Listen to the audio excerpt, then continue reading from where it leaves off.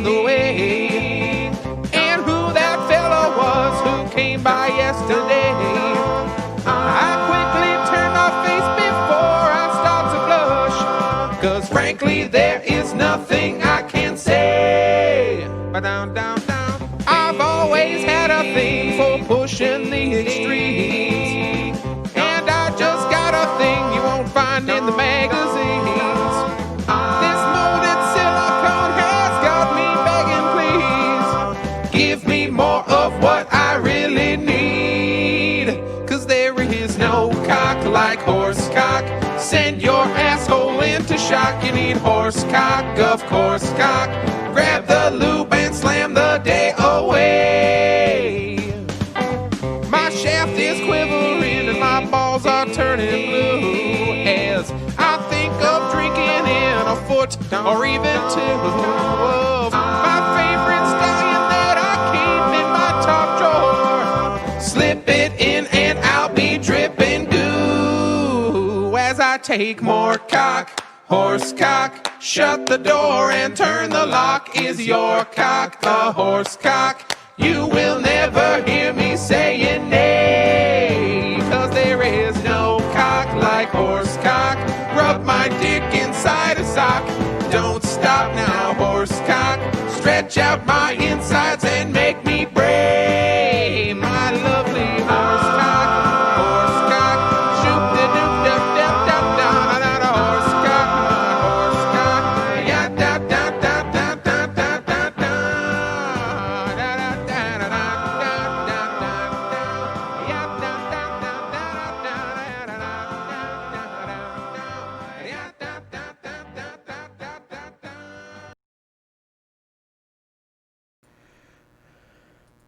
Hey everyone, how's it going? Welcome to the stream this week. I'm trying to pull up this one article I had on my phone. There it is. I want to show you guys something when we get to that talk. All right, how you guys doing? I want to first give a shout out to the 3 people who have so far said something in the live chat. I don't know if more will come along. If you want your name shouted out, you pretty much just have to pop it in the chat while I'm doing the shout outs and just say hi. So we got Jack C here, Sonic Man the Best, Matthew McDonald is here, Titan Gaming Bot, AR Mondo as well. So that's what we got right now. I don't know how up to date the streaming concurrent viewer number is because it hasn't been working on the back end of YouTube. So I'm actually going to load the stream up myself here in a separate channel and just use that. Yeah, because this has like twice the amount of people watching as it says on the back end. So I'm just going to keep this open so I can get a more of a live view of what's actually happening as long as the chat will load. There we go. Ryan Lista is here. We got Titan Gaming Bot. Let's see here. Clayton Saint CYR is here as well. Sonic Man's going to walk the dog. That's awesome, man. Go enjoy that walk. As always, I am Thunder Open Gents from the Thunder Prime. We're going to be talking a little bit about PlayStation 5 today because there's a reveal event supposedly coming next week, according to Jason Schreier and Bloomberg. In fact, we have the date of it, which lines up really close to a rumored date from before from Jeff Grubb. We also have some talk about Xenoblade Chronicles. You guys know, favorite topic, Resolutiongate, review scores, all that jazz. A lot of people didn't like my last video. A lot of people did like my last video. Some people misunderstand. Some people are what they are. Maybe it's the title. I don't know. It is what it is. So we can talk about that. Mark Christensen is here. Welcome, man. We are going to obviously have Q&A, AMA, whatever. Ask whatever you guys want. It's all good once we get past those topics. Titan Gaming Bot starting us off with a controversial statement that Animal Crossing New Leaf is better than Animal Crossing New Horizons. Again, all personal preferences. All right. First off, how's it going, guys? How you doing? I'm doing pretty great here. My son turns 7 years old in a couple days, so that's kind of thing going on right now. We are going to have a small little party for him with some family. I know some of you people are probably still against some gatherings, but as far as we're aware, everyone that's gathering up here has been tested for COVID, doesn't have it, so we're not really worrying about that. It's going to be all right. It's going to be fun. I'm pretty happy that he gets to have a little bit of a party. I don't know if it's going to be a full thing. We might just do cake. But yep, I got my birthday coming up here soon as well. In 2 months, month and a half, something like that. July 5th, so a little over a month. Coming up. I'm getting old. Not going to tell you my age. You can guess if you already know. And then we have just some stuff at the channel. Starting to ramp up production a little bit. Obviously, I'm assuming you guys have noticed in the last couple of weeks there's been an uptick in video releases. We're not back up to daily, but we're getting there. We're slowly getting into a rhythm, and I'm hoping to keep that going as we head further into summer here. Yeah, let's get into the stuff. So first off, as reported by Bloomberg, there is a PlayStation event next week. Now, this was actually first reported by Jeff Grubb over at VentureBeat. He kept saying it was going to happen on June 4th, which would be next week. But it looks like June 3rd is the date, according to Jason Schreier. He tweeted out the Bloomberg article and then added his 2 cents to it, saying, "Hey, it's June 3rd." Now, there's been some talk about what's going to be in this event. All this jazz, apparently some Sega stuff. I don't know. It's going to be an interesting event. It's obviously, I guess, what you would call probably a reveal. It's a console reveal event. Let's just call it what it is. It's a console reveal event. I don't really know what to expect for it, to be honest. Later today, if you're interested, there will be a Last of Us 2 event, which I thought about streaming, but I decided to do this stream instead in lieu of that one. So if you're interested in Last of Us 2, obviously be sure to check out that event. That happens in a couple hours, but that's like a PlayStation 4 game. It'll be on PlayStation 5 too, but I think the bigger thing to talk about is obviously the PlayStation 5 reveal next year. And I just gotta say that, or next week. I'm pretty excited to see what Sony's got going on. Obviously, we know a lot about Xbox stuff because we've been getting a lot of Xbox stuff. PlayStation 5, we had that weird thing for GDC, like where they talked about the technical aspects in a way that isn't very enticing to consumers, and made it sound like the system is worse than the Xbox Series X in some ways. But then we got the Unreal Engine 5 demo, which looked fantastic and looked pretty much better than anything Microsoft had showed us. Now, granted, it's an engine demo. That demo likely can run and will run just fine on an Xbox Series X. So it's going to be interesting to see what happens with this reveal event, because we'll finally probably see some PlayStation 5 exclusive games. So that's going to be pretty cool. I'm really excited to see what they have going for. Maybe we'll get the console itself unveiled. That would be nice, since we've known what the Xbox Series X looks like since last December. It'd be cool to actually see what a PlayStation 5 looks like. Now we have the controller out there, but I want to know what the actual system looks like. The controller, if you're curious, is actually in the thumbnail of this video. I don't know if I did a video on it, but yeah, that's going to be the PlayStation 5 controller, which is the biggest departure from the DualShocks of the past that we have seen in some time. It's much more traditional controller like Xbox, Switch Pro, in terms of the aesthetics and the curvature of it and all that. It seems to be, it seems to just be that. Clayton says, CYR says, did you see Dreamcast guy call the Unreal Engine 5 demo PlayStation 5 gameplay? I think I saw his video on it, and I think he called it gameplay, if I remember. I don't know. He was doing a quick reaction video. It is PlayStation 5 footage of a tech demo of an engine, and I believe that demo is playable and will be playable for developers, but that's not like a game. It's a tech demo. So I don't know what to say other than that. I think it's clear at this point that, this is no offense to Dreamcast guy. He's really into Sony. So he's just hyped and excited about stuff. I'm not going to fault a gamer for maybe getting a little more hyped and not dialing it back a bit and being like, okay, maybe it's just a tech demo. Like a tech demo of something that's not a game. Tech demo of an engine. But it's cool. It looks really good on PlayStation 5. Obviously, we got to see some actual PlayStation 5 games. And so we're going to see probably next week. So it's going to be... I'm stoked. I am stoked to see a lot. And I got to be very nice. Very nice. I got to be very honest. One reason that I personally have not played like Sony systems over the years, whether it was PlayStation 1, PlayStation 2. I did play PSP and Vita, but I didn't play PlayStation 1 much. Barely touched a PlayStation 2. I have a PlayStation 3, but I barely did anything on it but MLB The Show. Don't own a PlayStation 4. The controller. The DualShock design of the controller. In fact, do I have the PlayStation 3 controller around here? I don't think I do. I should probably get it. I have 2 PlayStation 3 controllers. I should probably get them out of storage and put them on the shelves for quick reference. I don't like the design of DualShock controllers. They make my hands cramp. I wish I had. In fact, you know what? I'm gonna glance quick and see if it's in my back storage room here in a quickly accessible area. If it is, I will bring it out. 1 second.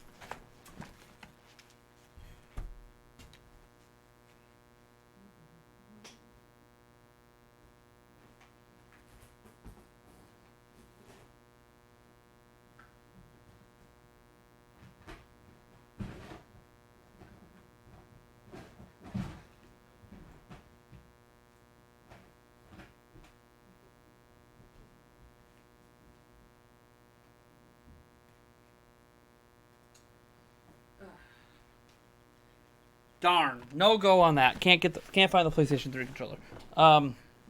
Anyways, that's okay. It's just not very ergonomic for me. I have like monster hands. I have huge thumbs. It just really cramps my hands whenever I play PlayStation. And it got to a point where it was happening within like less than 45 minutes of playing a game. Like I would play one game of Madden online and I would have hand fatigue and just wouldn't be able to play much anymore unless I wanted to deal with longer term pain. When I hold an Xbox controller, which again, I do have one around here somewhere. It's on the ground over there. But when I hold an Xbox controller or say, something that's more like a Switch Pro controller design, where it's flared out and rounded a bit more, I tend to not cramp up as bad. Like my thumbs are still huge. So like my normal resting position of my thumbs, like for some people they might just rest right on the sticks. But like, see if I can get a good view of this. But when I just put my hand on here normally and just put my thumbs actually go past. I don't know how I can go past the sticks. And I just have huge thumbs. So when I've got really long thumbs, I've gotten used to like pulling them back a bit, arching the thumbs up. Some of you guys play like this anyways, where you arch the thumbs. Some people have them more flat. I prefer my thumbs to be flat because when I arch like this, it eventually gets a little fatigue. But when I go flat, that's a problem. And on the DualShock, I still don't like the sticks being stuck in the middle because then I'm literally cramping my thumbs together. But this controller looks like the sticks are a little bit further apart, so I shouldn't be doing like this button my fingers together thing. So it should be much more comfortable like something like this is, or an Xbox controller. So I'm thrilled about the new controller design for PlayStation 5. It's finally, I think, the first Sony official controller to come out that I will actually enjoy. So I'm happy about that. And there's going to be a lot of people who aren't happy about getting away from the traditional DualShock design, but whatever. And I didn't realize there's third-party options like this one that I could have been using for it the whole time and just avoided the Sony controllers. But, I like using the controllers the system came with.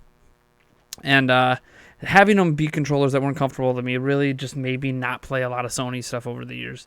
I prefer the more Xbox, Nintendo-style controllers. Just my personal preference. And I've tried using like DualShock controllers on PC because Logitech, a lot of the old Logitech PC controllers used to really copy the DualShock design. I hated it. But it is what it is. So I don't have to worry about that now. It should be better. All right. We got Sweet Life of Dio Brando here as well. John Early. I don't know. What are you guys even talking about in the chat? You got John Early saying HBO Max is really crappy towards Roku users. You get HBO Go and HBO Now, but not HBO Max unless you have a Chrome. What the heck is HBO Max? I don't even. What is HBO Max? Hold on. I don't even know what HBO Max is. Completely unrelated. So HBO Max is a video on demand streaming service. Okay. So HBO Max is a HBO's way of getting basically HBO on demand without a TV provider, is what it is. That doesn't matter to me because I have HBO packaged in with my cable. So HBO Go on Roku's just automatically hook up to my internet and just work. I don't have to worry about that when I use Roku's. But if you're using the Max subscription, I can see how that kind of sucks that Roku doesn't support that yet. But whatever. That's not really relevant to what's going on right now. Let me see. Speak the truth. They must have the same size. Like my hand, I've always had really long fingers. Like I don't know how well like how your hands look like up against your head, but like whenever I shake people's hands, like I just have big hands. So the DualShock controllers have always been uncomfortable, and it's really driven me away from PlayStation. I've always been a Nintendo guy. Probably always would have been a Nintendo guy, but I also started becoming an Xbox guy. So that's why you probably heard me talk a lot more about Xbox than PlayStation when I decided that I wanted to cover a bit more than Nintendo on the channel.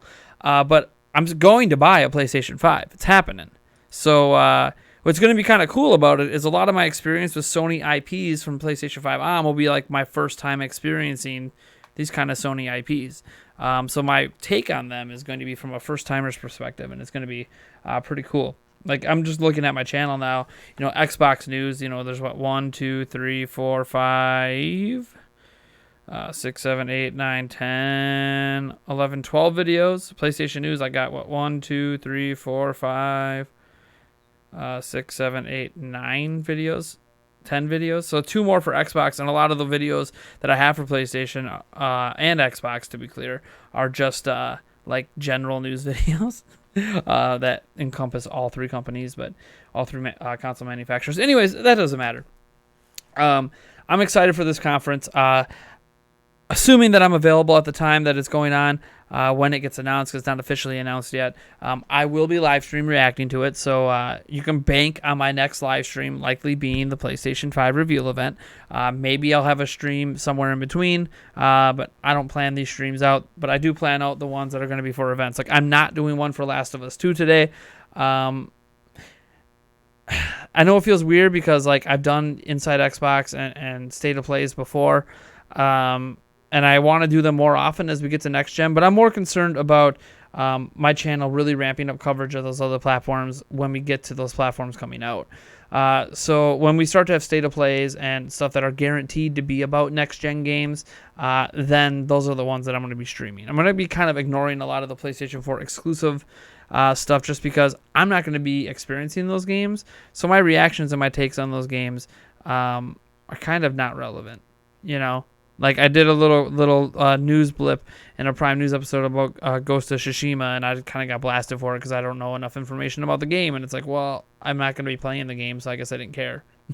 It's something I'm trying to focus on what I will be playing, what I will be experiencing versus what's happening in the here and now on platforms I'm not playing.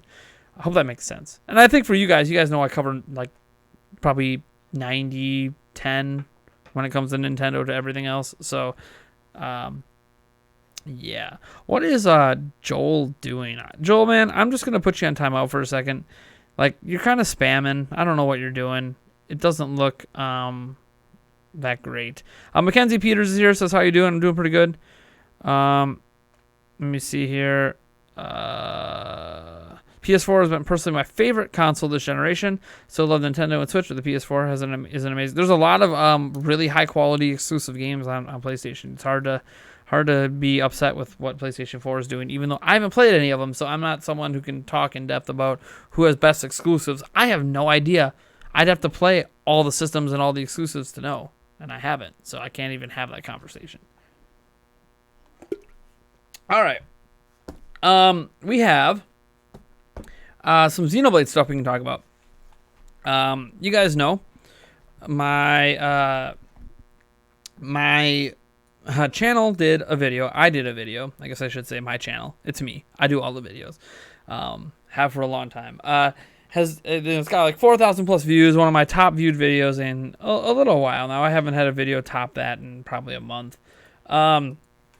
Is asking if it was okay that Xenoblade Chronicles Definitive Edition can run at 378p.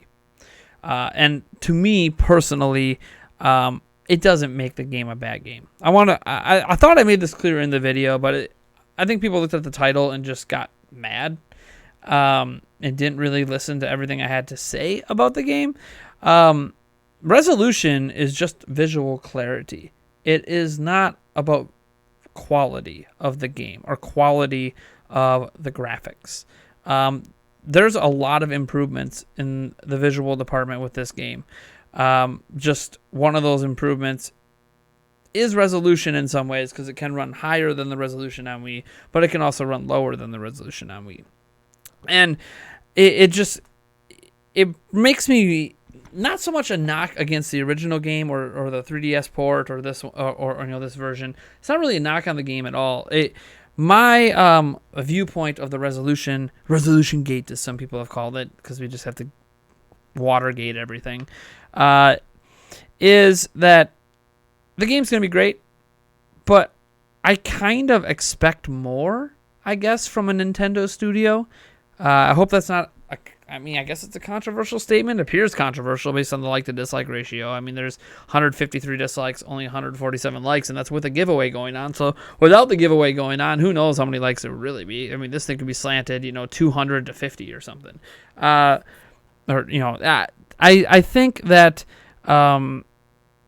people don't always care about resolution. I've talked on this channel at great lengths in the past about games like Doom and others. I've defended the resolutions of those games when they dip really low. But those are third-party ports. And I kind of went into this back when Xenoblade Chronicles 2 came out. I went into talking about how the resolution is really blurry for what it is. And because of it, I kind of stopped playing Xenoblade Chronicles 2. It was one of a few reasons. But I didn't like... how blurry it looked on my TV and even in portable mode. And I know Torna made this a little better, but it's the only exclusive Nintendo game made by a Nintendo-owned studio, paid for by Nintendo, for Switch, that runs at these kind of resolutions. There's no other game that does this wide of a gap of resolutions from Nintendo. And you can argue, well, there's not a lot of games going for this visual style, but I mean, Fire Emblem and others, try to do it. I know completely different games. I guess Fire Emblem's not a good comparison because it's not like this giant open world thing. But I don't know. To me, I just don't find it acceptable. I think the engine they're using that was originally built for Wii U and Xenoblade Chronicles X and was kind of an offshoot improved engine from the original Xenoblade Chronicles needs to be scrapped. Personal opinion, that engine needs to go away. As that engine is not tailored for Switch's hardware. It's tailored for other types of hardware that Switch is not. And it didn't scale well to Switch. I personally am fine with the visual enhancements. I do think this is the definitive edition of the game. It's the best version of Xenoblade Chronicles, plus the new content. Can't deny that. I am excited for this game. I'm excited for a lot of you that are going to play it for the first time. This is great. Especially since the original release was locked behind GameStop and all that stuff. There wasn't a lot of copies of it. You don't have to worry about it this time around. I expect this game to sell over 1 million units easily. It might even outsell the original Xenoblade Chronicles 2 on Switch. And it deserves to. It's probably a better game. I guess I just expect more. From a visual clarity perspective, when Nintendo has already set the bar with all their other games, when nothing but Xenoblade does this, you start to wonder if maybe Xenoblade shouldn't do it either. I mean, can you imagine if Mario Odyssey came out and we were talking about 378, 360p in handheld at times? Yeah, it's not all the time, but at times, can you imagine that we're looking at Mario Odyssey that way? I know, completely different art style, but I'm just saying Nintendo would not accept that. They would not accept this game running at 540p in docked mode. They just wouldn't accept that. The game runs at 900p in docked mode. But you get my point. They would not accept that. So I don't understand why we just give it a pass. I don't care that Monolith Soft is supposedly a smaller studio, which they actually have quite a few people on their team compared to some other Nintendo teams. And I don't care about the art style, and I don't care about the time they put into it. I care that Nintendo has this standard with everything else, but for Xenoblade, so many people just give it a pass. It's just okay. It's cool. We don't need to worry about it. It doesn't mean you shouldn't buy the game. It doesn't mean you shouldn't enjoy the game or feel bad. I just feel can't we ask, a Nintendo-owned studio to adhere to standards that everywhere else has? And then maybe Nintendo doesn't give them the time. Maybe they're stubborn about this engine because it's an in-house developed engine, so they're just really stubborn about it. I don't know.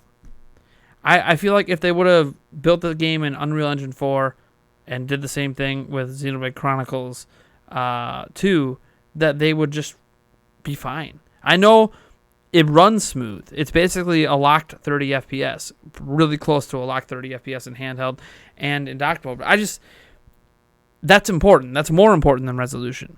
I don't like having to squint. And I squinted a lot in Xenoblade Chronicles 2, so I stopped playing. I hate squinting. It's hard for me to go back and play Wii and older consoles because I do a lot of squinting. But I don't do that as much on Switch. Now, I expect third-party ports that are made for much more powerful hardware to have resolution sacrifices to an amazing degree, to a massive degree, Witcher 3, etc. I expect them to have huge resolution sacrifices to run on hardware that these games were not built for. But this is an exclusive game. It should be built for the hardware. We shouldn't need to worry about these types of resolutions even being an option of appearing. And here's the crazy thing. For people who are still upset about it and don't like my take on this and think I'm just full of malarkey, here's how much it running this way was an option. Where's this? I have an article up here. Let me share it with you guys here. Where's the... I thought I had this set up already. Maybe I don't. Let me scrolling down here. Display capture. All right. So here's an article. So Xenoblade Chronicles Definitive Edition can be modded to run much better in handheld. Now, obviously, we're talking about a mod here, but the mod is just messing with some settings in the game, in the config files that they could mess with, and then setting the GPU profile to an actual available profile to use in handheld mode. So these are things that they could have done and can easily do in a patch, but they probably won't. And it doesn't seem to affect the FPS of the game. So that's something to point out. So what they did, this guy on Reddit user, he disabled TMAA, a version of anti-aliasing, and then he upped the profile to the 460 megahertz GPU profile. And what that did is it took the dynamic resolution the game has and made it more stable. Now, this is talking specifically in handheld mode. It removes stuttering, because for those who don't know, we didn't even talk about this. There is stuttering in the game when you're panning the camera. In handheld mode especially. There is some stuttering when panning the camera. Don't like that. You want it to be smooth. So it fixes that, and it does slightly improve the visuals. So it says, I've been messing with the libnx file and the SYS CLK today, and I think Monolith could deliver significantly better picture quality in handheld mode with just two changes. Just two. First, disable the game's TMAA, which gives it a Vaseline filter and sharpens the hell out of the image. And I'm going to show you some examples here. And second, it set the boost clocks to 460 megahertz, which is an available profile option for handheld mode. It is officially supported. It gives it a much more stable resolution. Most high-end games now use that 460 megahertz GPU profile. They do. Witcher 3 uses it, etc. Yes, that is something that, most AAA games are now using in handheld mode instead of using the default, which is what Xenoblade Chronicles Definitive Edition uses. And Nintendo first-party games especially use it.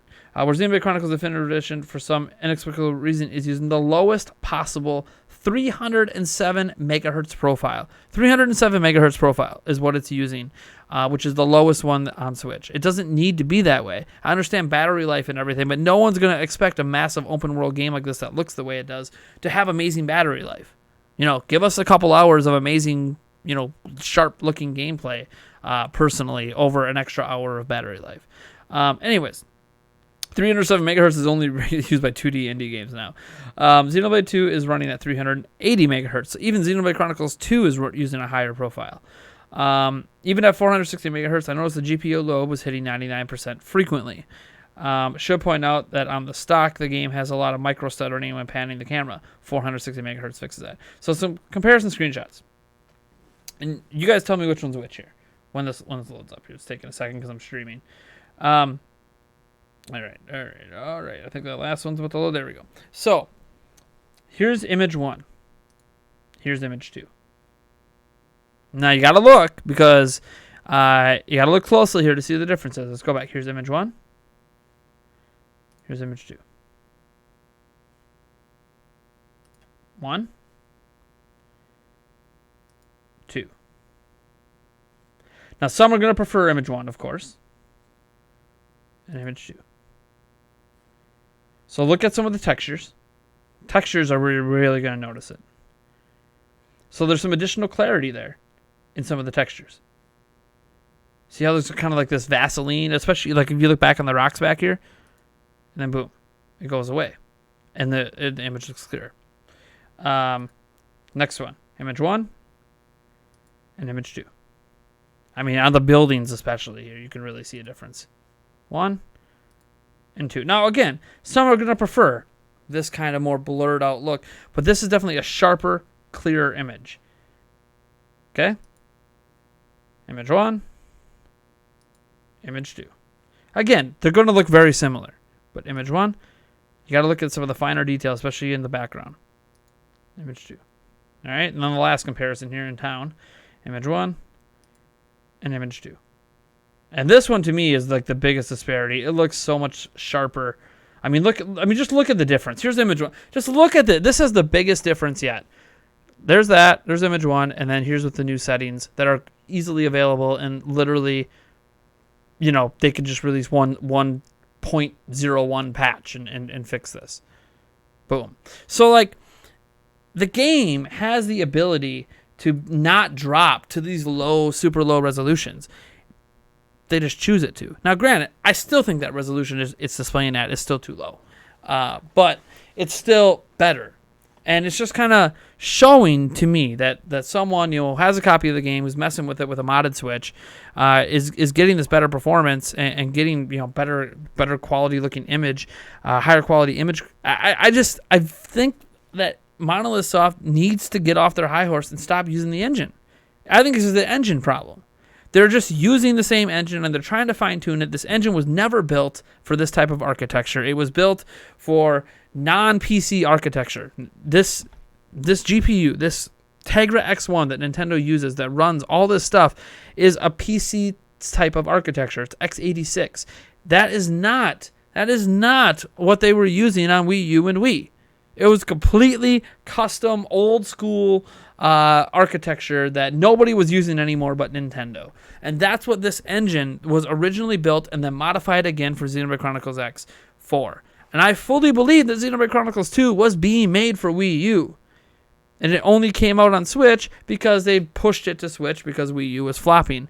Any game that came out first year, in my opinion, any first year game on Switch was originally a Wii U game that was moved over to Switch, because those games, all of those games, that would have been a Wii U year if Wii U was successful. Wii U would have went on for another 2-3 years. So we would just now be getting a Switch in that case if Wii U was successful. So yes, like those games were definitely originally made for Wii U, and now they're on Switch. So I kind of gave Monolith Soft a little bit of a break because they had a huge team helping with Breath of the Wild. Even though that team now exclusively seems to help with Zelda games now, they've really expanded their different teams at Monolith Soft. It just feels like to me, I gave them a pass on Xenoblade Chronicles 2 because they were using a Wii U engine because it was a Wii U game and that engine didn't convert well. Okay, whatever. Because Xenoblade Chronicles X has higher resolutions on average than this. But here we are in 2020 and they're still using this engine that I just don't think is a fit for the system. I just don't think it is. For an exclusive game, we should expect better, in my opinion.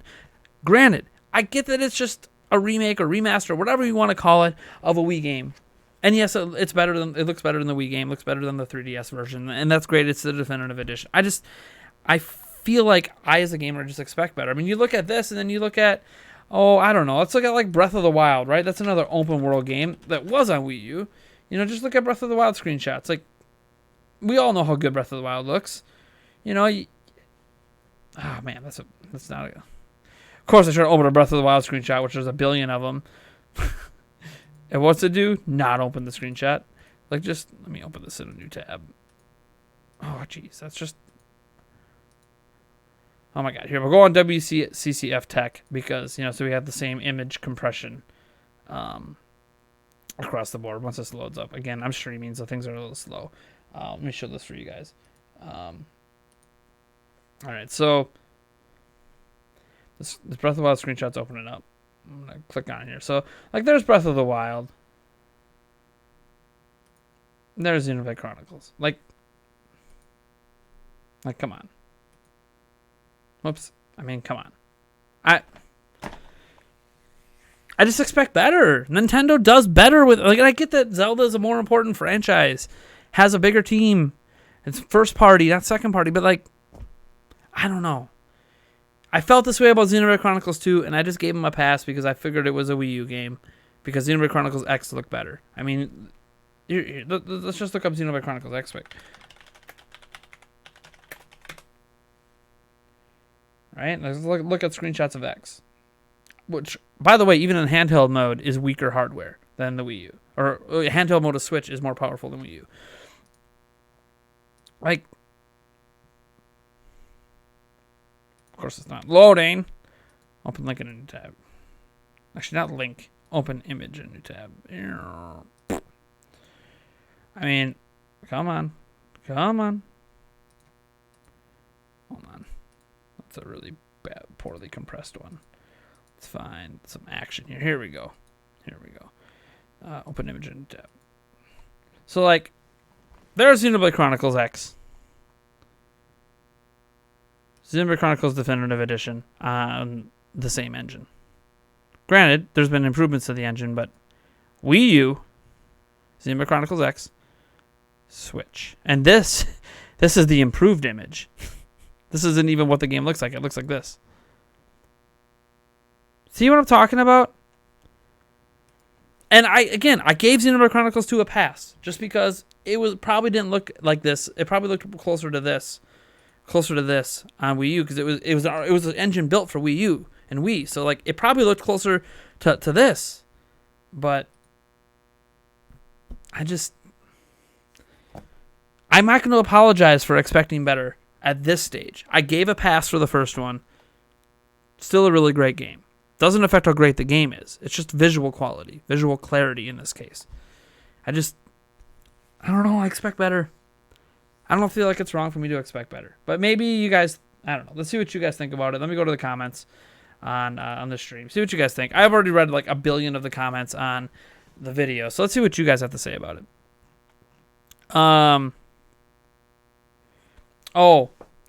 You guys didn't see all the comparison images because I forgot to show it on screen. Let me show you guys the comparison images quick. The article is on WCCF Tech, but here's image 1. There's image 2. Again, you got to look at the kind of the background of these textures to see it sometimes. But if you kind of take just a general look, you can see the Vaseline effect go away, and you can see the clarity improve. Here's image 2. Image 1 again. This is what the game normally looks like in handheld. This is with the improvements. Oops, go back. So, again, image 1 and image 2. And then we have the next one. This is what the game normally looks like, and then this is the improved image. 1 and 2, and then we'll go to the last one here. And then this is the one where I really, again, you can really tell. There's 1, and then there's 2. I mean, it's a world of difference in the clarity and the sharpness of the image. So, yeah, it's still, this is like, to me, the best looking image of the comparisons with the improved settings. And then here's Xenoblade Chronicles X, which handheld mode and Switch is still better than Wii U. So, am I crazy? Am I crazy to expect better? Like, I know it's the engine. They should just stop using the engine. They should either remake an entirely new engine from the ground up, use an engine Nintendo already has in-house for something they built for. I don't know if Breath of the Wild engine would make sense for a Xenoblade game, but, they could use some engine, or they could do what Nintendo is doing and use third-party engines. Yoshi's Crafted World was made with Unreal Engine 4. I mean, here's Yoshi's Crafted World, which is not a realistic looking game in some ways, is in others if you want to consider, some of the elements in it. But like, this is Unreal Engine 4. Nintendo using Unreal Engine 4. Let's see here. Let's get a image with more like this. If it'll load here. And that's only 750 by 400. Let's get something that's more closer to native. That's badly compressed. Like, look at this. Let's open this in a new tab. I mean, this is Unreal Engine 4. Nintendo uses this with a first-party studio. Why can't they like do something like that? You know, and just use something that just works better on the system, is more tailored to the type of hardware. Unreal Engine 4 is made specifically for PC architecture. So I don't know. It just, I mean, this to me is the biggest starkest contrast, you know, when you're looking at Xenoblade Chronicles X in comparison. So that's just me. I don't know. You guys let me know what you think. Let me get back to the comments here, since some people didn't see that image comparison. So I wanted to make sure I brought that up. Let me see here. So I'm just scrolling up to see what some of you guys had to say on this conversation. Let's see here. Green HX, God of Green HX, welcome. SSR, CR85, welcome as well. Dason31, welcome. John Early, welcome. It's easy, blah, blah, let's see here. Let's see some people commenting on this conversation. Probably more comments on this than on the PlayStation 5. PlayStation 5 is basically, hey, there's something happening next week, so cool, let's check it out then. Nintendo should be pushing their own hardware as best as they can. I think that's very fair to expect, says Mackenzie Peters. Again, that's welcome to the stream. That's my thoughts as well. Like, it is being pushed with this engine. It's just this engine isn't tailored to the hardware very well. Nothing against it. It's the best version of the game. Absolutely should play it if you like Xenoblade at all. Like, it's great. It's getting 89 on Metacritic right now. That is 3 points lower than the Wii version, but it is what it is. It's still the highest rated, Xenoblade game, except compared to itself and its original release. So it's 6 points higher than Xenoblade Chronicles 2. Like, absolutely play it. It's great. This isn't me knocking the game. The game is fine, and there's a lot of visual improvements that aren't about the resolution. It's time to move on to a different engine, and it makes me mad. I guess not mad, a little frustrated. Mad's a strong thing. Frustrated that in 2020 Nintendo is just saying that's okay. I mean, Xenoblade Chronicles 2 sold well, so who cares? Like it's like a who cares kind of thing. Oh, we could just keep doing this because people keep buying it.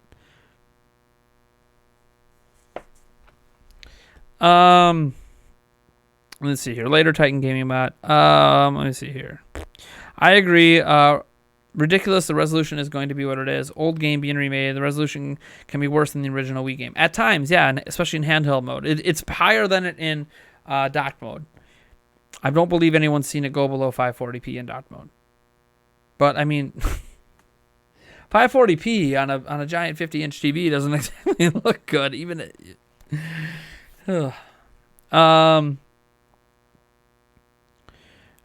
my thoughts on GameFly as a service? Ask that question a little bit later, John Early, after the Xenoblade stuff.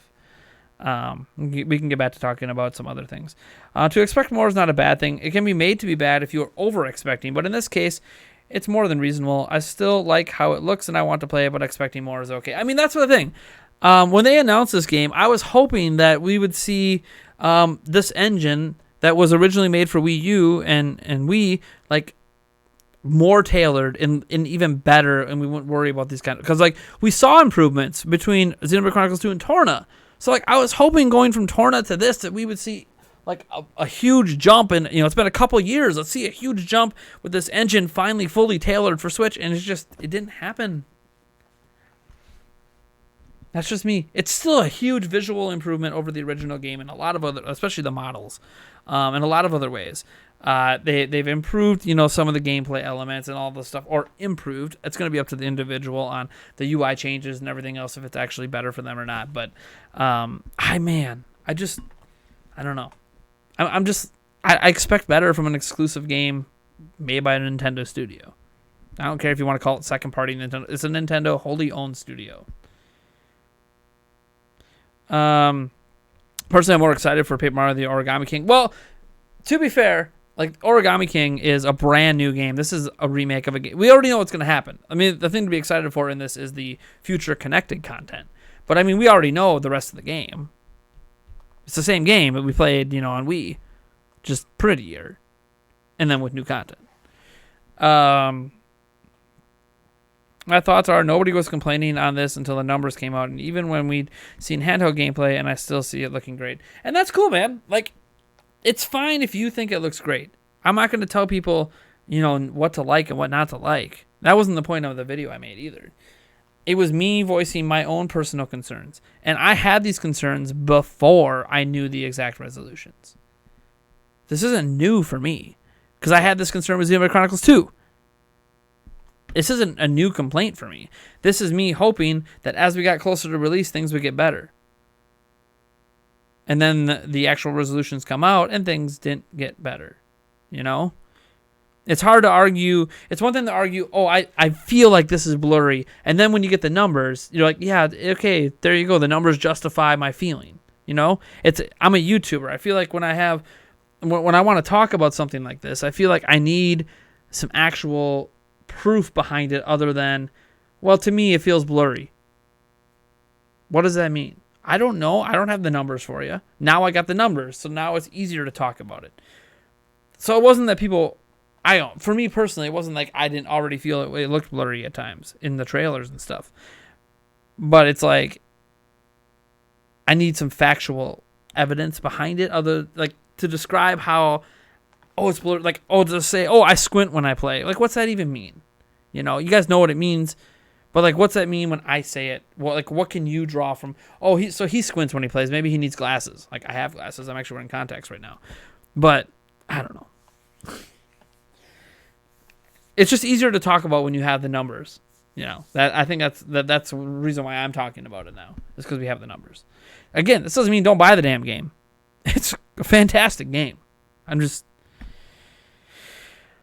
want better, and I don't know how to convince Nintendo or Monolith Soft to do better. So, let's see here.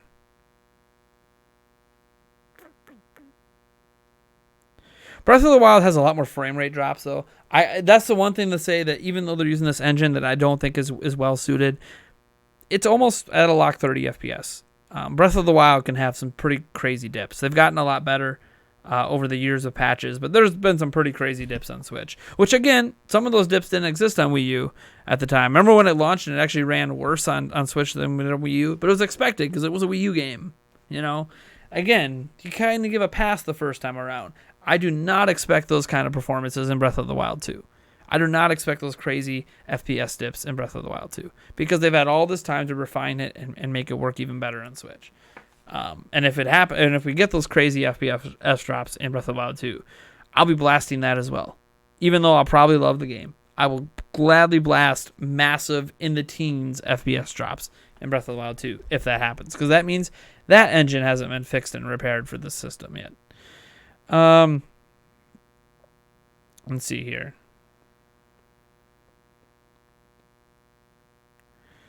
No, the first one, and the ironic thing is that Monolith worked on Breath of the Wild and they're working on Breath of the Wild 2. No excuse for a game to run. Well, we need to be careful when we say, they worked on Breath of the Wild 2. The team they have that works on the Zelda games does not make Xenoblade games. I believe there's 3 or 4 teams at Monolith Soft. And the one team they have that helps with Zelda and sometimes some other projects at Nintendo doesn't have anything to do with Xenoblade. There's not really crossover there. It's kind of like if you remember when Nintendo had the EAD Group 1, EAD Group 2. There wasn't a lot of crossover in those groups. This group makes Mario, this group makes Zelda, this group does this group does that. So at Monolith Soft, they have their 3 or 4 teams, and each team does this or that. They don't really cross over much. So the team that works on Zelda, that experience wouldn't really carry over to Xenoblade because, again, that team doesn't work on Xenoblade. Does that make sense? I hope that makes sense. Hope I explained that well enough to make sense for how Monolith does their game development. Now, I'm not exactly sure what the other teams are doing. Obviously, we know one does Xenoblade. There's that new IP they talked about a while back that maybe that's still being worked on. I don't know. It's something they were hiring for a long time ago. Maybe it got scrapped. Beats me. Let me see here. I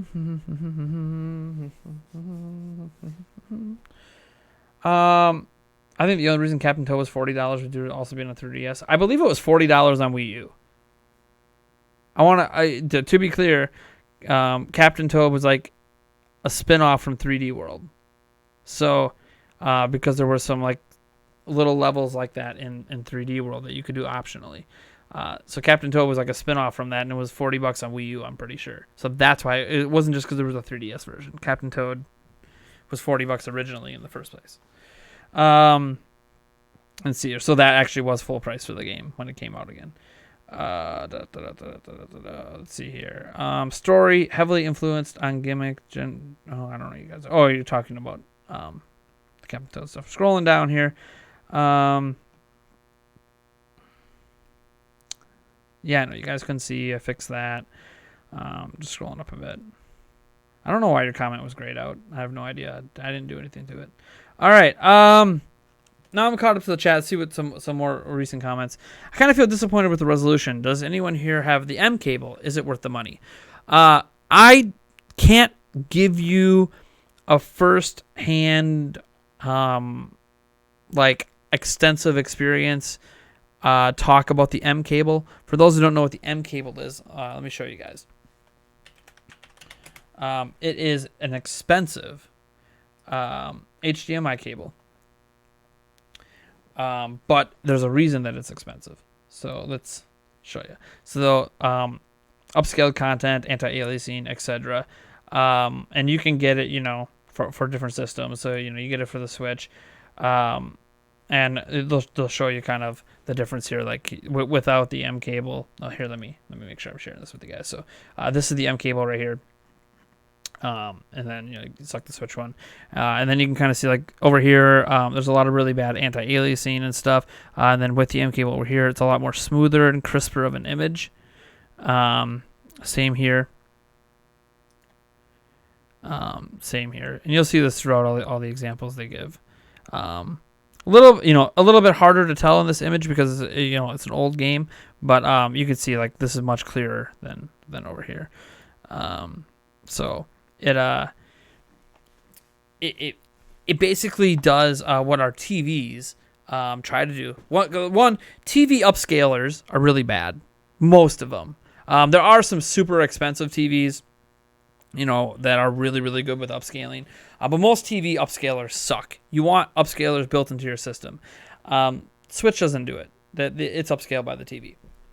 So when it takes that, image, it's really bad at upscaling. But this does it like, without with.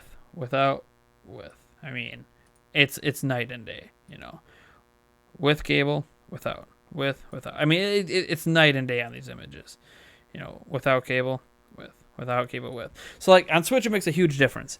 And let me see how much it does, how much it costs here. Like buy now, the M cable. So I mean, $120 for 3 feet, $130 for 6, $140 for 9. So it is not a cheap cable.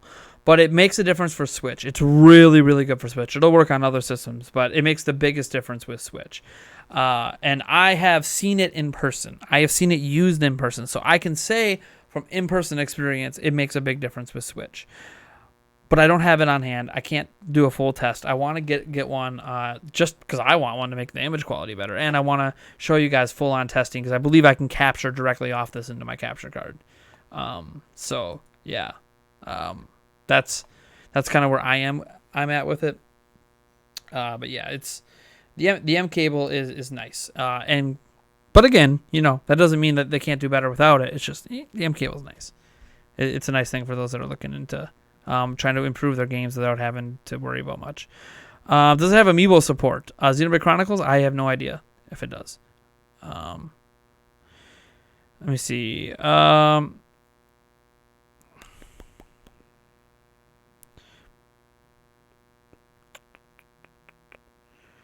Yeah, the M Classic. Yeah, a lot of people that have the M Classic. Yeah, well, just go to the website. Just type M Classic in the Google. If those images are too small for you, just type M Classic in the Google and look it up yourself. You'll see the differences now, and I'd say those differences are pretty representative of what I saw in person. Granted, I got to see it with Mario Kart 8, which already looks good, but it did make a difference in that game. Let's see. I haven't seen gameplay about it. I think a lot of people just jump on the bandwagon, but there are others that can tell. I noticed the difference in playing when rotating the camera. I never played the first Xenoblade or Xenoblade, to be frank, so I have to try the Definitive Edition. All right, cool. Let's get into just a more general Q&A now. Whatever you guys want to ask, ask away for a little bit. I got a photo here. Hold on. So ask away. John Early has a question. Do you like the Dark Knight trilogy? The movies, Batman Begins, The Dark Knight, and The Dark Knight Rises? Hell yeah, I love them. I've seen them many, many, many times. How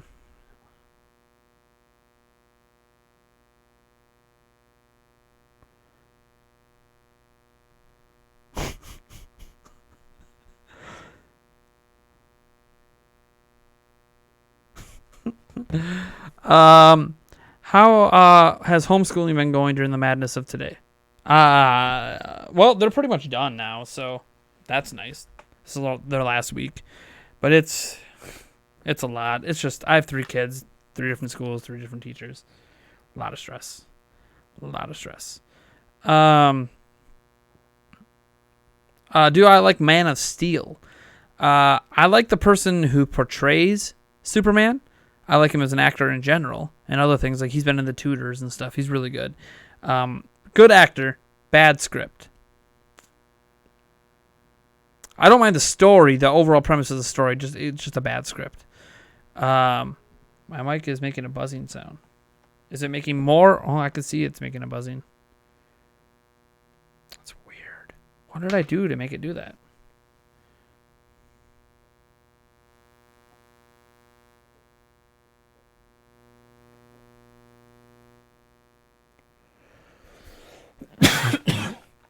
One second.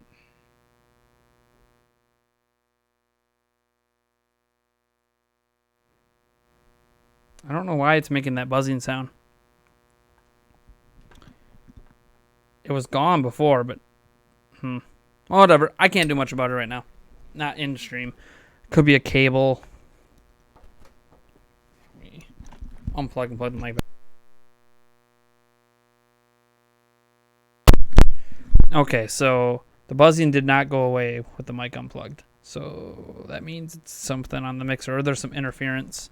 We need to take this out. Did that make a difference? No. Live troubleshooting.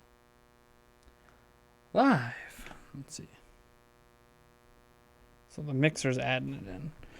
Well, if I mute the mic, though, it goes away. So it's... I wonder if it's that channel. Let me try the other mic channel.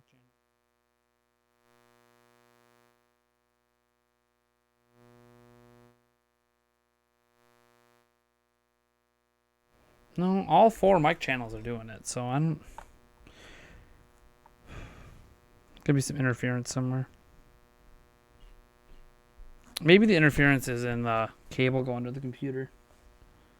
It's probably in the lightning cable. I probably gotta go mess with it a little bit.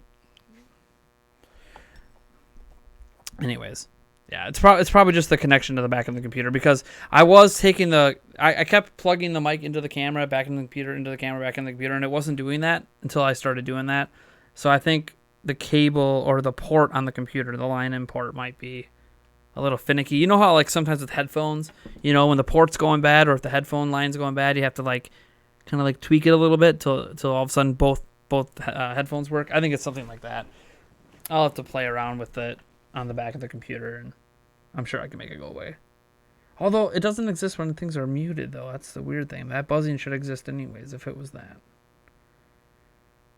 I don't know. I'll have to play around with it, I guess. I mean, is it this? Can't be that. No. There's not really a lot of knobs turned on this thing right now. So I don't really... I don't know. Whatever. It is what it is. What do you guys got for questions here? White Umbrella says you can't hear any buzzing. It's something that the buzzing that's there, and I've noticed it when in some videos that I'm making. It's very faint, like very, very faint. You have to really max out volume or wear headphones to hear it. Have you tried out a Sega Saturn? Yes, I have back in the day. If you love the SNES, If you love the SNES, you will the Saturn library. I didn't play a lot of Saturn games. Like, what are some popular Saturn games? Sega Saturn games. Let's see here. Castlevania. Night into Dreams. I played that when it was ported to something else. I can't remember what. Sonic R. I played that.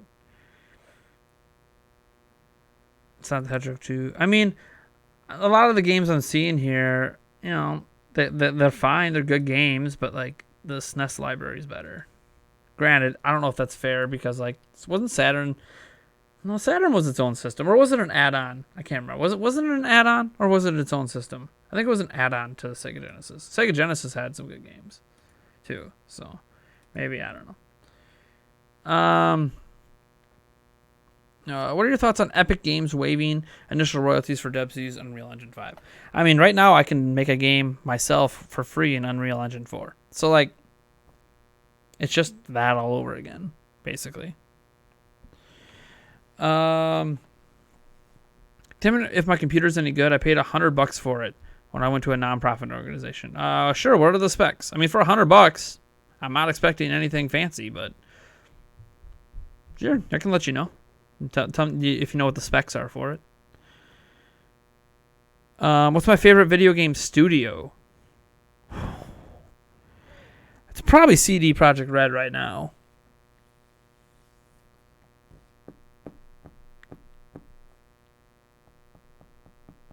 I'm going to go with them for now.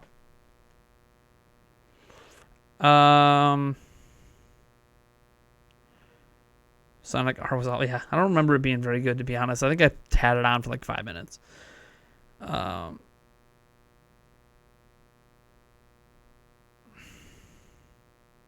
Falcom Games. All right, cool. Saturn was its own console. Sega CD and the 32. Yeah.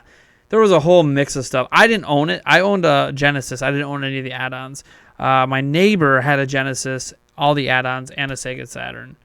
I just couldn't remember what was what because that's like literally, God, I was 10 and I'm going on 34 here. Like, it was a long time ago, 24 years ago, something like crazy. Let's see here. What is your most favorite Nintendo console and most favorite non-Nintendo platform? Well, right now, SNES has been my favorite system for a long time, and Switch might unseat it. Switch is up there now. Switch is in my top 3. But there's still many years of Switch to go here, so Switch could end up surpassing it. But right now, SNES is my favorite. I can't beat the library. A lot of those games are timeless classics. Just love it.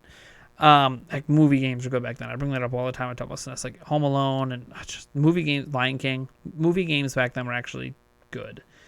A favorite non-Nintendo platform. I mean, does PC count? I've been PC gaming almost as long as I've been Nintendo gaming. So does PC count? If PC doesn't count, even though it is a platform, but if you're just talking about like console systems, probably the Xbox 360.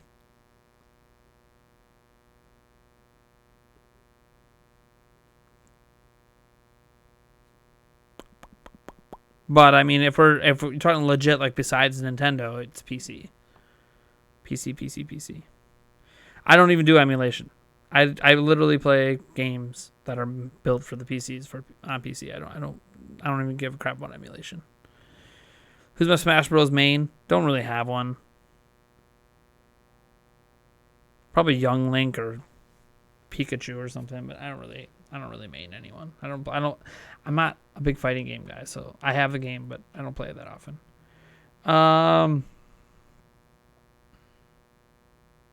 Amiibo compatibility is kind of dead at the moment. You think it's done? I think they're pretty much done. I'm not going to say they're never going to release another Amiibo. They will, I'm sure. But I'm kind of surprised it's done because Amiibos were popular just for their collectability. So I'm kind of surprised that they seem to be done with it. But it is what it is, you know. It's not like, the shoulder buttons work better for turning. Oh, yeah. Okay, so the PC, the $100 PC has a P1019 76354 processor with the i5 49. Okay. Hard drive. That's almost a 500 gigabyte hard drive. It's a Dell Optiplex. Okay. Okay. That makes sense. Yeah, it's a lot of those old Optiplex computers. For $100 is not bad. The problem with those Optiplexes is like, what you really want to do when you buy one of those Optiplexes is stick like a really cheap dedicated graphics card in it, and then it's pretty good. It actually can game for a little bit and play some modern stuff. For $100, it's not too bad. But I think you can get let me see. Let me look up that specific Optiplex. Let me see if they're going for on eBay. You can get these Dell Optiplex systems. You can get like crazy. But let me see what they're going for. Going for on eBay right now. I mean, the Dell Optiplex 720 with the 4750. What do you have? 4750 or 4790? Let me see. You gotta be careful. There's different ones. You have the 4590. Sorry, 4590. Yeah, they're going for like 100 and yeah, about $100, 130. I'd say you probably got probably like market value for them. There's a couple here below 100, but they have smaller hard drives, so I'd say you probably got market value for it. I'd say you got a fair deal. You weren't raked over the coals. And as I said, if you slap a cheap dedicated graphics card in it, the thing with the Optiplexes, and this is what can I find one that has an inside image? Is the power supplies are always the thing when you're buying a GPU. There's not always enough cables left to do it, because the power supplies inside these things suck. But you can't really replace the power supply because they use these custom connectors in some places. So you could splice things into, but then unless you're really into electric stuff, do you really want to start splicing cables for odd connectors into more modern power supplies? But yeah, I mean, if you slap an older gen cheap graphics card in there, I mean, you got yourself a system that can play modern games, at 720p or so. So yeah, I mean, and if you're just using it for word processing or whatever, slap an SSD in that bad boy, and it's perfectly fine to use as a school computer. I know a lot of people that will they don't want a laptop because they're just flimsy or whatever. So a cheap laptop, so they'll buy like an Optiplex, put an SSD in it, spend an extra $30-$40, slap an SSD, put the OS on there. There you go, perfectly good for most schoolwork.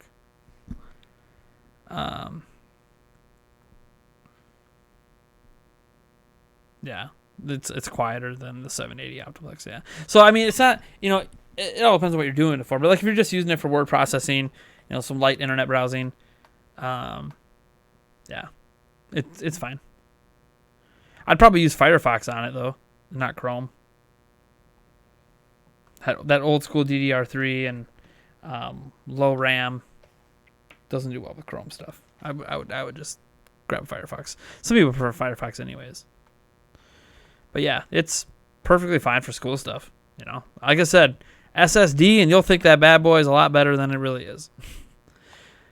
SSD, it makes a huge difference if you're not doing gaming stuff. I mean, even if you are doing gaming stuff, it makes a difference, but it makes a huge difference for non-gaming applications. WaterFox is a thing? Firefox and WaterFox? What the heck is WaterFox? It's a web browser, obviously, with the indie browser. Okay, it's obviously like a play on Firefox. No telemetry. Yeah, so it doesn't collect any data, or it collects limited data.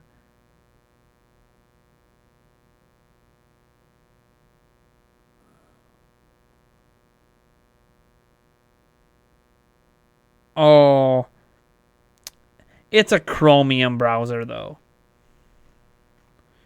I mean, you know how many Chromium browsers exist? Like, it's a Chromium browser. So it's basically the core of Chrome, but like customized.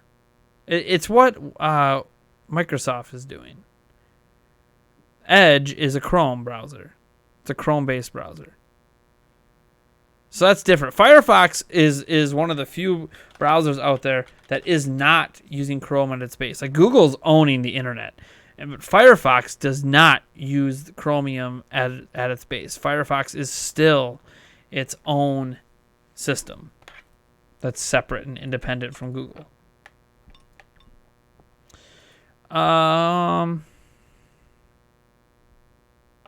Brave. Brave isn't Brave. I was using Brave for a little bit. I enjoyed it. I didn't have some of the add-ons I wanted, so I kind of slowly went away from it. But the Brave web browser, what was cool about that is I think there's a program I was part of that let you guys, if you would just download and install Brave, I would make like $1 per person that did that. And that was kind of cool. It's a neat browser for supporting content creators. I can't remember, is it using its own system or is it based on Firefox? Or no, I think is it a Chromium browser? Let me see. Is the Brave browser a Chromium browser?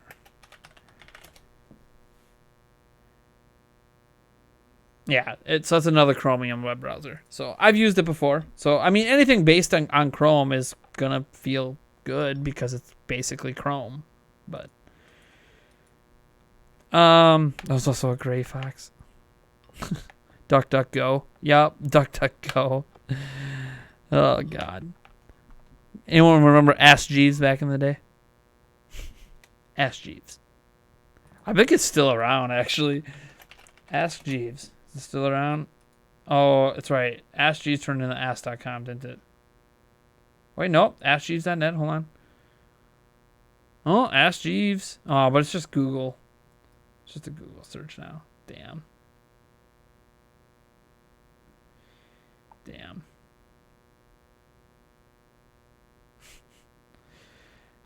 God, Ask Jeeves, the Ask Jeeves search engine in the past was just hilarious. But now it's literally when you go to the AskJeeves.net thing, it's like it's just there as, for people like me that are looking up Ask Jeeves and remember it from when we were kids as a search engine. But it's literally just a Google searching better in the page now. So, oh, that's funny. Jeeves retired. I used to have some homework questions. Dude, way back in the day when I was like in elementary school. Dude, Jeeves, Ask Jeeves is where you went if you wanted to cheat. Oh yeah, AOL. Why don't you post a link on your MySpace page? I have a MySpace page. Let me link you guys up. I have a MySpace page. Still exists. There it is. Go look at some embarrassing stuff on my MySpace page. Let me link you guys to it here. There's my MySpace page. So I got classic. I got my photos on there, which is just a single photo from the year I graduated in high school. Wait, no, maybe I got 3 photos. It says I have 3 photos. Play the slideshow. Well, it says I have 3 photos. Let's let it load. Hold on. Let me show this to you guys. Yes, folks, this is me when I graduated high school. Had a 6-pack underneath that shirt. So it claims there's 3 photos. Is it just the same photo?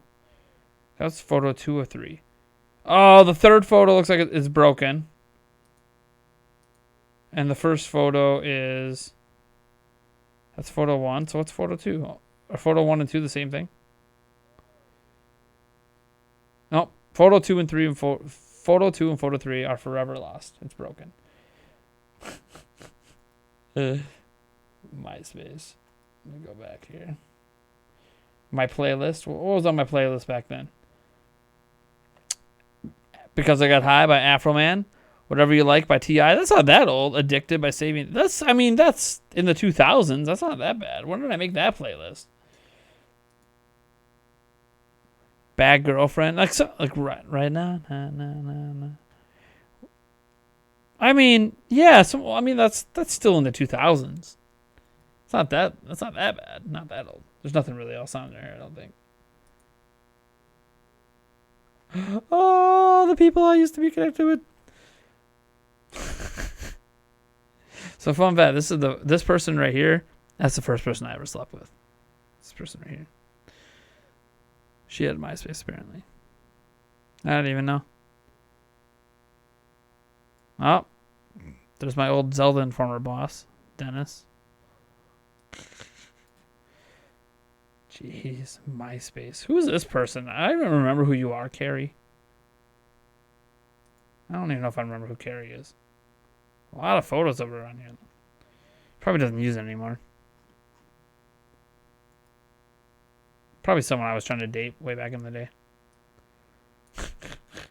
Funny stuff. All right.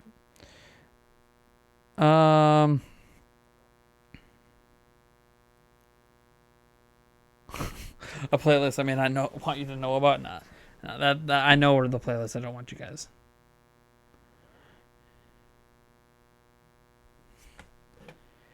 Age of Empires. Yeah, love Age of Empires. Let me log into Steam here. There's a Steam. No, it's not on Steam. Sorry, no. Sorry. Age of Empires. Show you. Oops, not Steam. I got. So I've got Age of Empires 2 HD edition here.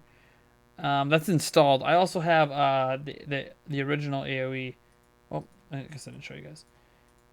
I have the Age of Empires 2 HD. But yeah, dude, Age of Empires is my jam, man. I have the original. I have all the original games, and then I have the HD versions that were made for 1 and 2, and then all the expansion packs. And I'm kind of excited because Age of Empires 4 is supposedly a thing that's going to be happening. So I think it's actually been announced. So yeah, it has been announced. So yeah, I can't wait. I'm a little weary that it's not going to be good, but we'll see. I feel like the colors Nintendo chose for Switch Lite were random colors. Slate gray, banana yellow, turquoise, and coral. So pink, turquoise, yellow, and gray. Well, gray I don't think was random because that's more like, they're just matching the Switch here. So that I don't think was so random. But it's why, pink, the coral color pink, that was obviously for female appeal. And maybe yellow was chosen because of Pikachu or something. I have no idea. And I don't know where turquoise is the one that's weird. Really, turquoise? That's the teal kind of that. That's the one. Okay, cool. That's what you're going with. AoE 2 still the best one. I don't know, man. Back in the day on MSN Gaming Network or whatever it was that you played Age of Empires online with, the original Age of Empires, dude, Chosen Wars, man. I once had a freaking 12-hour Chosen War. Oh my gosh. It was awesome.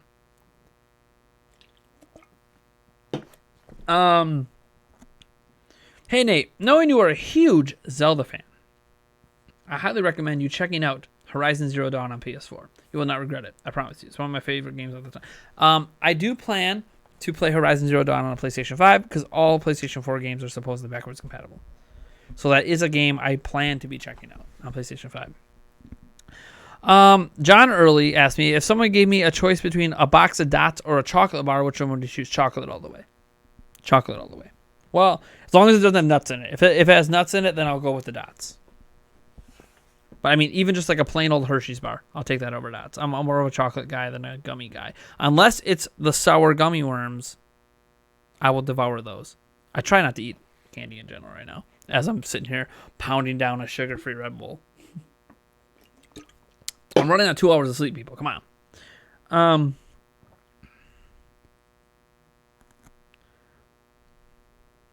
Does Xbox get undeserved hate now that this gen is almost over and they've undone mistakes that made them unpopular.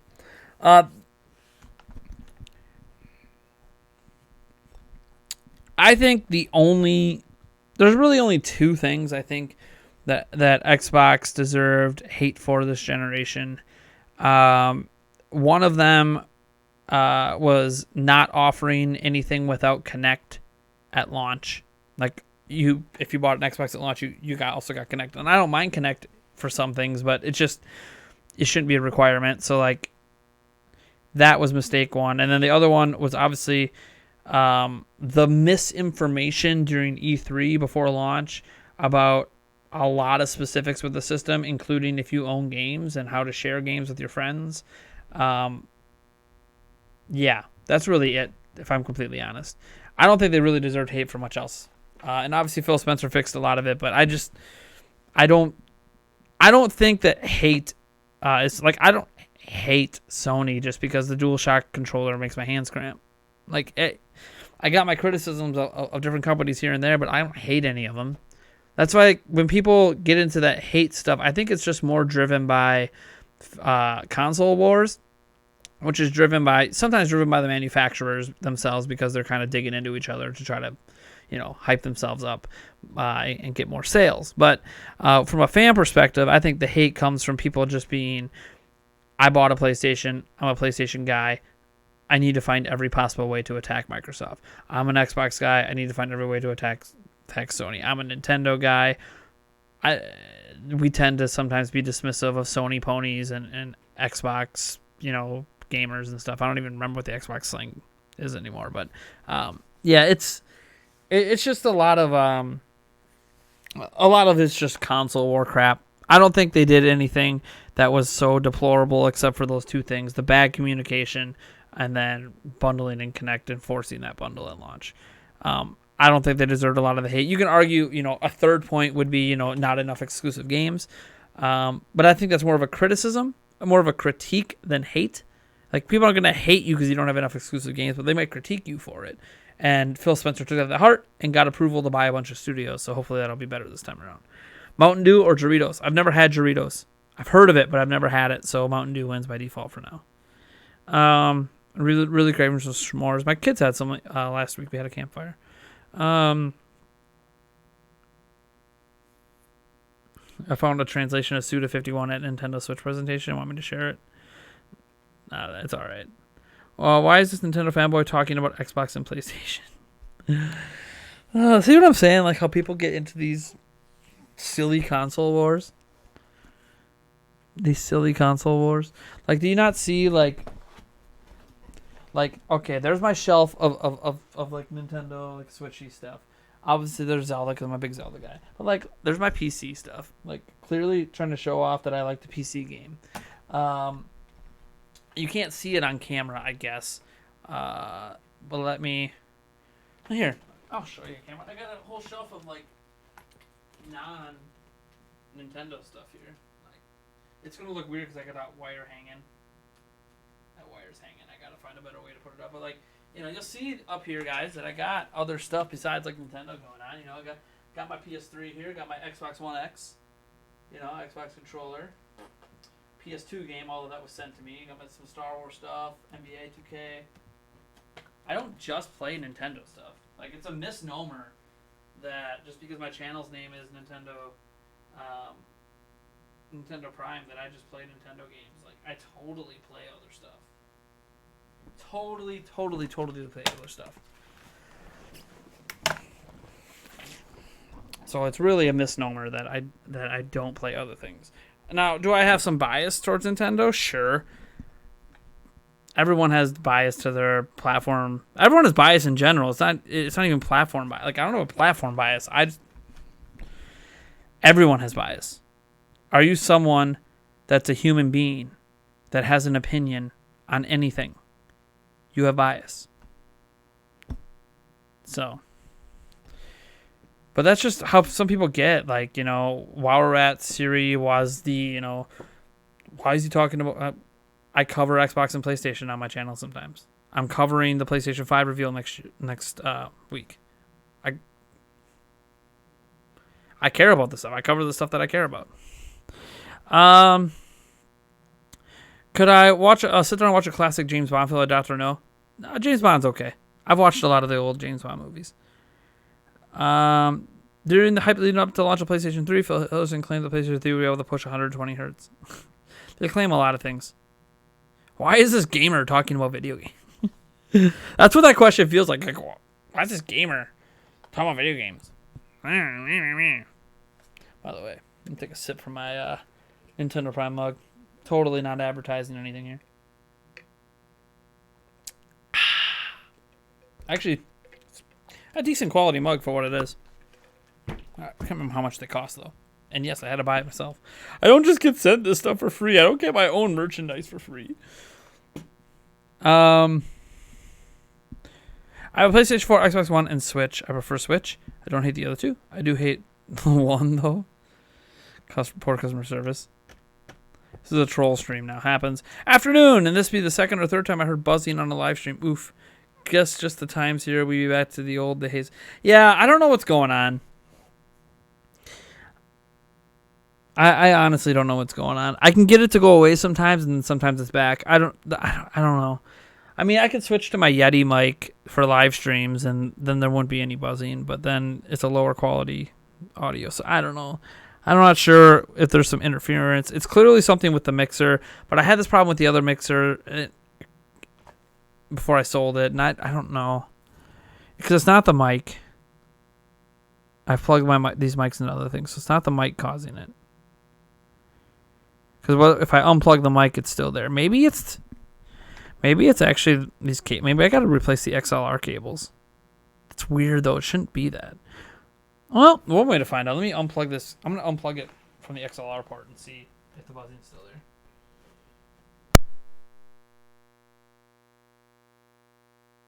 Oh yeah, the buzzing's still there.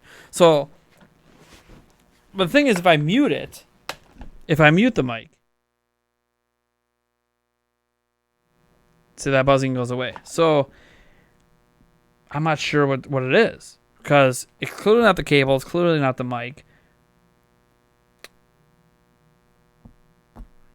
As I said, maybe the line-in port I'll have to mess with. I wonder if I hit one of these buttons, what happens?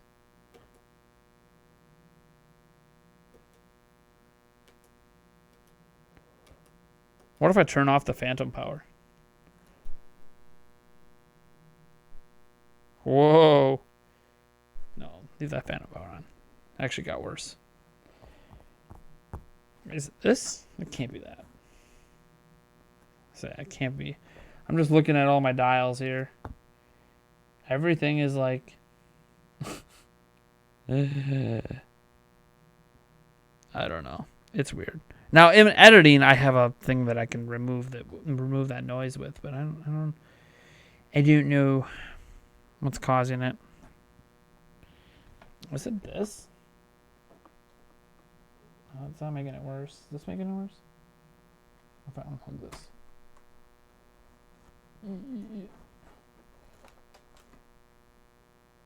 No. I wonder if it's what if it's OBS doing it? Let me open up whatchamacallit, Audacity. I wonder if it's just an OBS thing. Maybe I gotta mess with some settings in OBS. Discard projects. Let's try I wanna. All right. So let me bring over Audacity. Let's see what happens here. Testing 1 2. Okay, so there's no buzzing on. Zero buzzing on Audacity. So the issue is not the mixer. The issue is not the mic. The issue is Streamlabs. Huh. Who would have figured that Streamlabs would be adding a buzz? And I record a lot of my videos in Streamlabs, so that would be why there's still a buzzing in some of my videos. Well, Jesus. All right. Get rid of... Okay, why is Streamlabs adding a buzz to my mic? That doesn't make any sense. So there's an add-on that I can add that fixes it.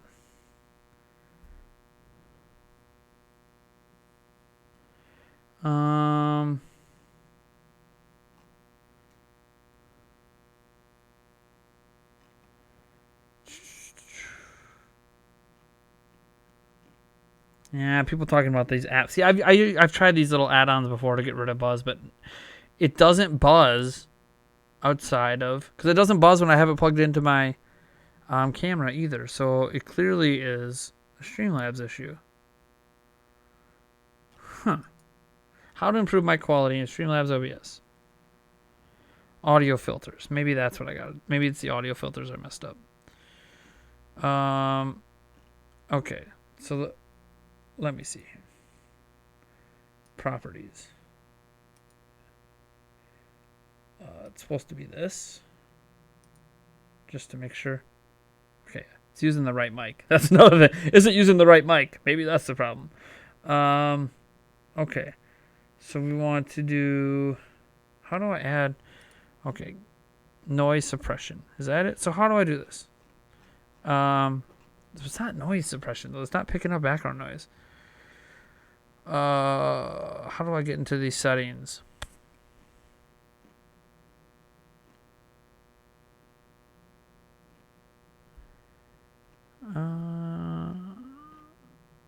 So how do I right click on it? No. Because I click on the settings thing and I'm not... Undo, edit, mix, no. Under properties? No. Oh man, how do I edit audio, man? Is it under here? Audio? No.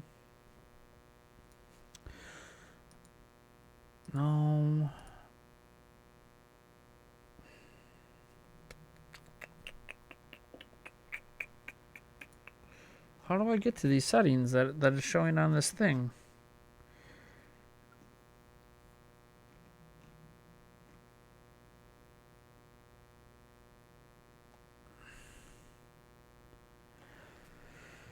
How to add noise suppression in Streamlabs OBS mic.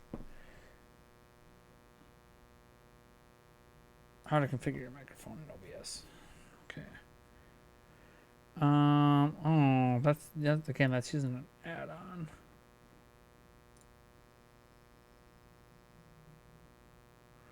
What's this guy do? Okay, there's Streamlabs OBS. Okay. Yeah, that's how you just gain. He clicks on the settings wheel and goes to filters. I don't have filters on mine. Okay. Sorry, I know this is like trying to fix something on the go here, but hold on. A noise gate. Is that what I want? Hey. Oh. I don't know. How's my audio sound now? Is it bad? Is it good? I'm gonna listen to it myself, actually. Is it good or is it bad or no?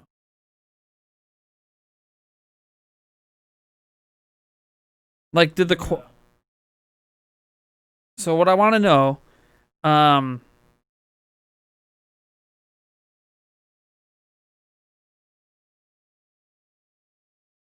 so it buzzes still when I'm talking, right? So when I don't talk, the buzzing's not there, but when I talk, the buzz is there. Let me listen myself. So it buzzes still when I'm talking. Yeah, when I don't talk, I'm not picking up any buzzing when I listen to it back. So Sonic Man, as an example, someone who hears the buzzing, is the buzzing still there when I'm talking? See, I could see the buzzing was active before when I wasn't talking, but this filter I just put on made that go away when I'm not talking. It's still there. Okay. So that filter didn't fix it. It just muted it between talking. Okay. So that didn't fix it. So there, it should be back almost all the time. So the noise gate didn't fix it. Let's try a noise suppression. That shouldn't. But it's not a background noise. Tell me now, is it gone? Did the noise? Yeah, Sab. I turned off that one filter. Is it gone now? I turned on noise suppression.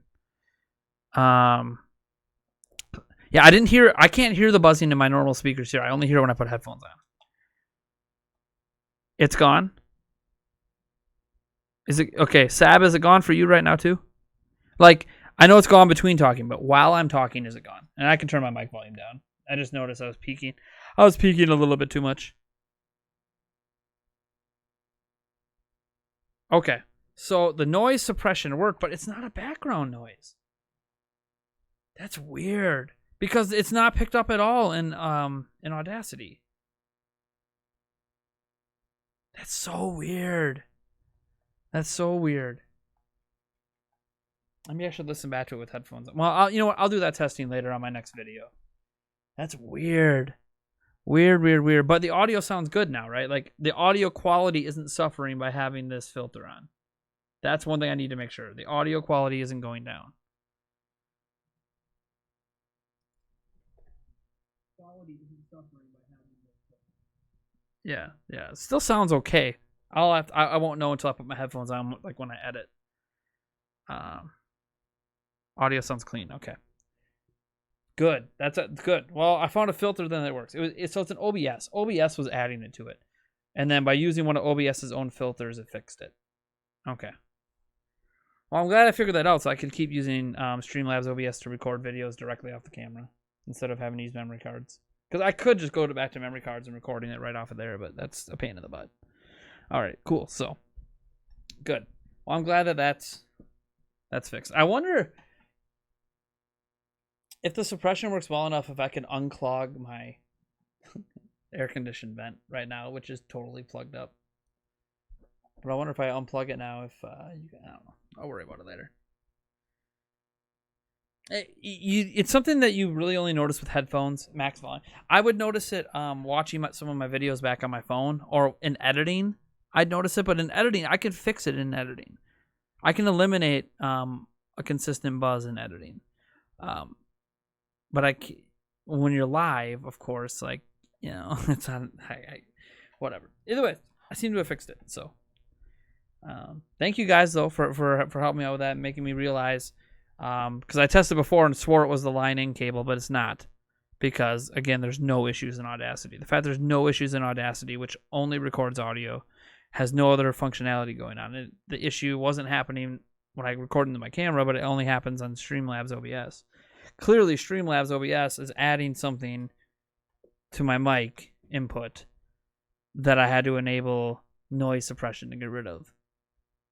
It's adding some noise to my input, basically. But using their own noise suppression filter gets rid of the noise that they added in. I don't understand why adding an extra step makes it get better, but it's better. It is what it is. All right. Nate 8. Am I picking up any games this Friday? No. Nope. I am shopping on Friday, but it's for my son's birthday party.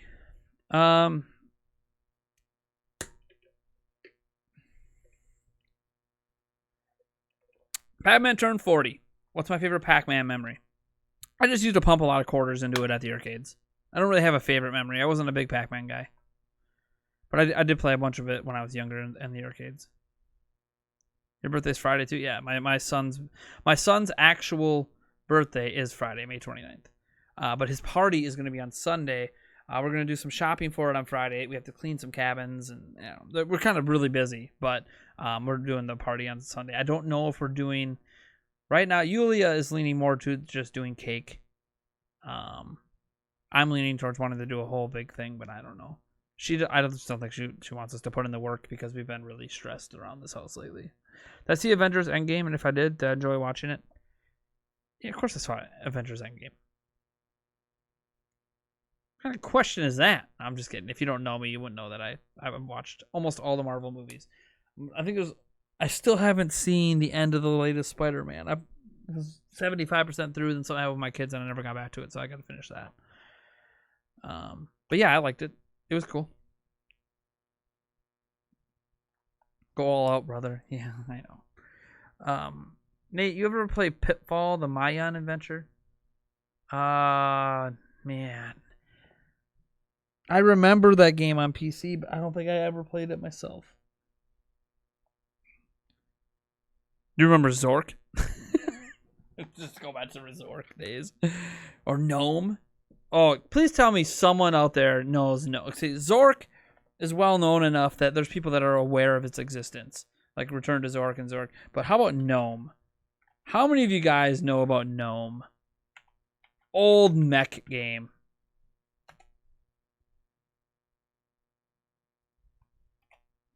See if I can't even find it when I type it in on Google. I don't. Anyone play that game? Yeah, there we go. I guess it was G-Gnome. It was called G-Gnome. Yep, that was the one. G-Gnome. I guess I've been saying it wrong the whole time. It's a mech simulation game developed by Seventh Level. It was released on February 28th, 1997. God, I played the hell out of that game. It's rated so bad. 1 out of 5. I don't remember it being. I remember having a lot more fun with it than. It crashed a lot too back then. Where you are in Animal Crossing New Leaf to just stop playing it. We can now terraform, so we finally have all that unlocked. So. Just chilling. I mean, there's not. It's I think that's the last thing to really unlock to do in the game. We can terraform and make paths and all that. So,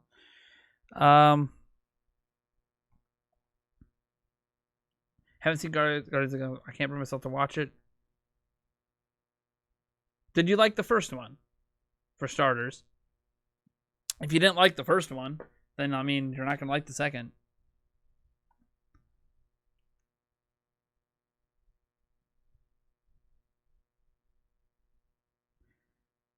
Getting a 3-star island is not. Oh my gosh, Caleb, my fiance got us a 3-star island, and all she did was make a garden of flowers.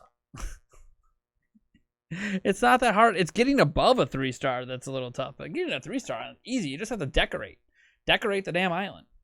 It's not that hard. But yeah, I think you need a 3-star to get KK Slider to come, so then you can unlock terraforming. So yeah, I mean, but. They did the same, but it took forever.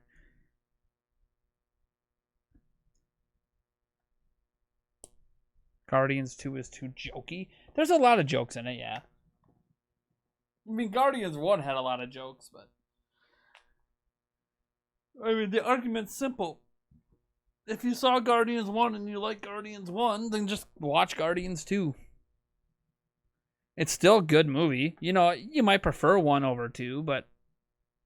If you loved 1, you're gonna like 2 at least. And it's cheap. 1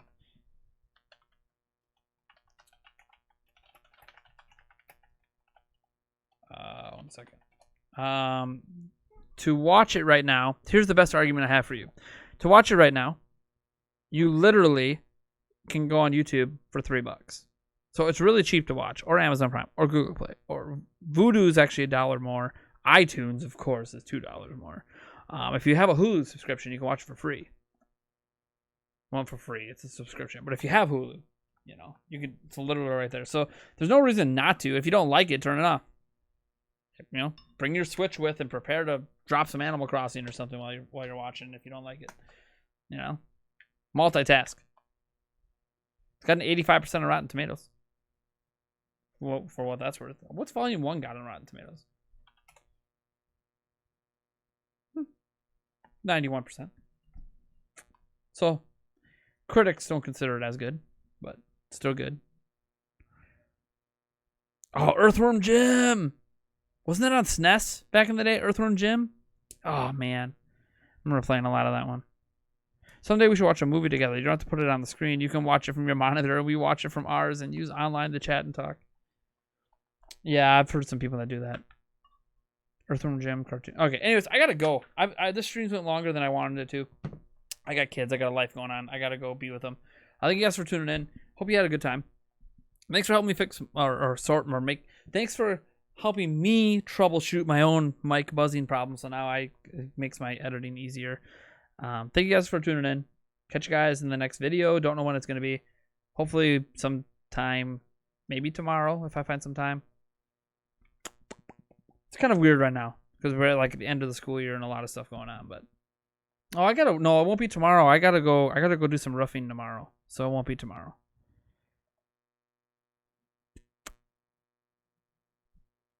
Yeah, it won't be tomorrow. Maybe Friday. I don't know. I'm really busy for like the next 4 days. Sucks. This is what I mean. Like I'm bad to being consistent, but then like all of a sudden I gotta take 4 days off and like I won't be here because I got other crap going on.